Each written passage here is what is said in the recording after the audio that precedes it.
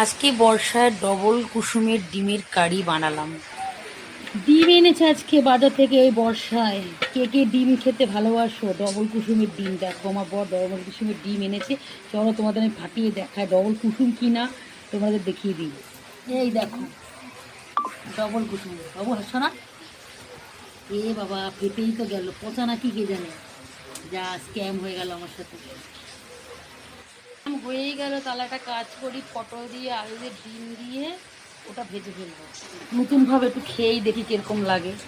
নিয়ে ফেললাম পটল দিয়ে আলু দিয়ে ডিমের ভুজিয়া। দেখো ডবল কুসুম কিনে এবার তোমাদের কেটে দেখাবো।